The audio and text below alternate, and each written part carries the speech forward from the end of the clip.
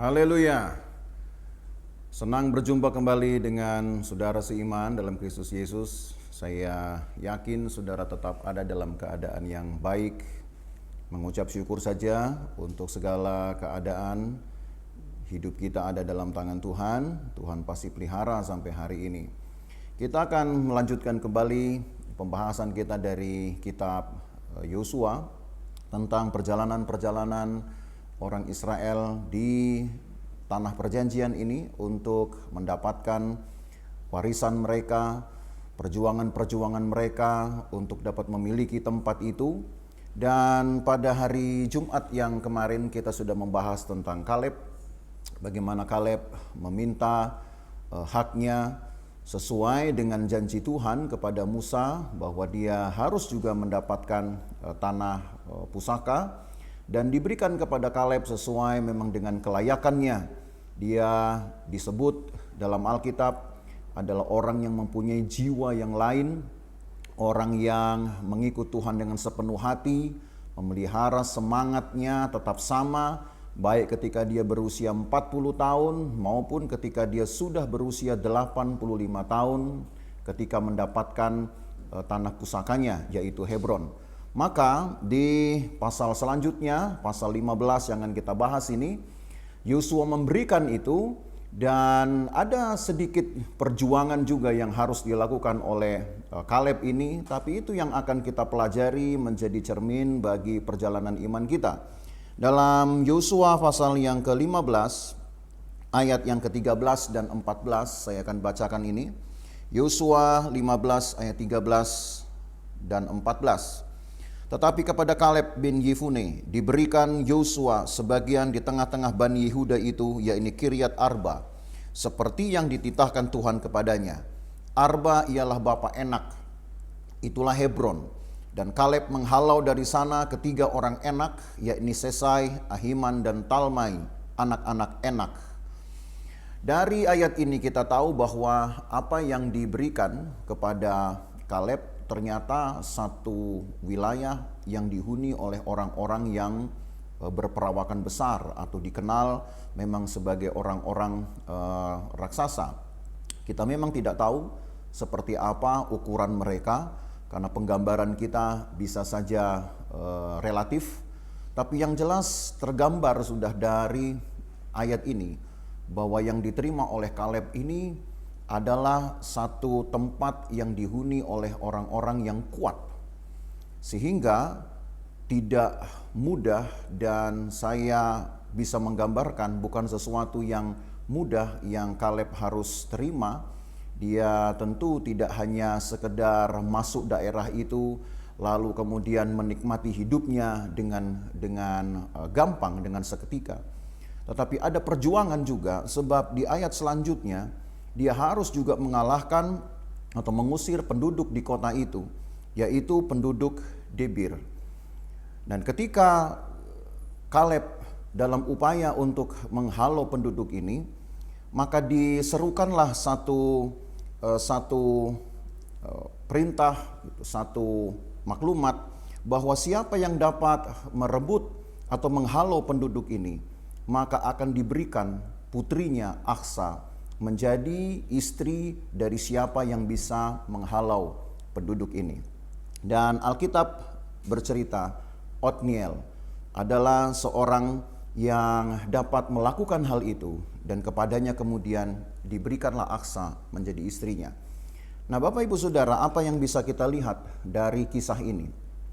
Kalau saudara membaca bahkan sampai ayat yang ke-19, bahwa Kaleb bukan hanya seorang yang takut akan Tuhan, yang konsisten untuk menjaga hatinya dalam pengiringannya kepada Tuhan.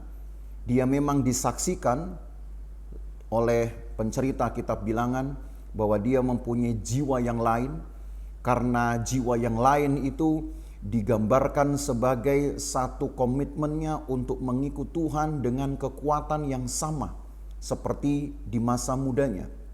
Kekuatan yang dia pelihara sama, semangat yang sama. Dan hari ini dan kali ini ketika kita melihat perjuangan Kaleb selanjutnya, dia pun tidak merasa sayang dia pun tidak memanjakan putrinya untuk ikut di dalam pertempuran ini. Bahkan siapa yang dapat bergabung bersama dia untuk juga mengangkat senjata, mengusir penduduk-penduduk yang harus diusir, demi untuk mengosongkan wilayah itu, menikmati kemudian tanah pusaka, Kaleb memberikan hadiah.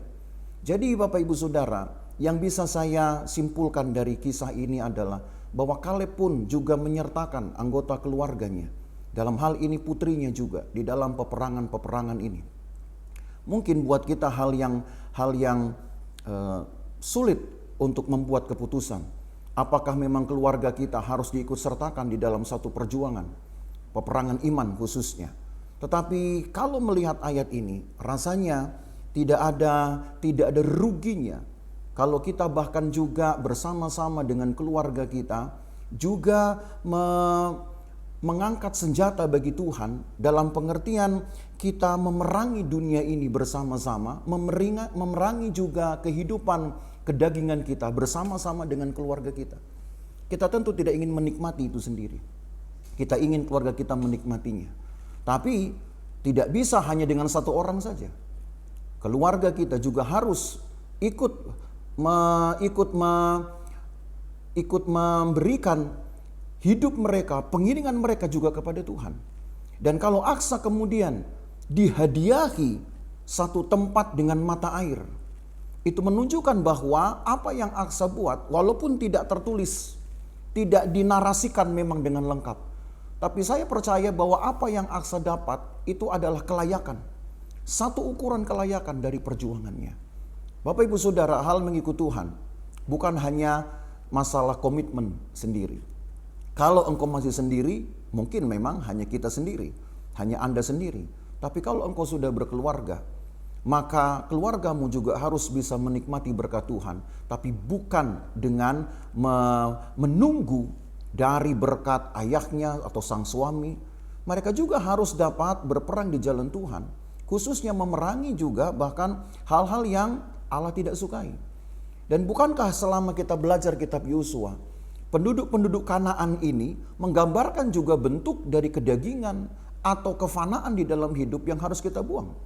Dan kita sudah banyak belajar sepanjang kitab Yosua bahwa apa yang Tuhan minta hanya satu.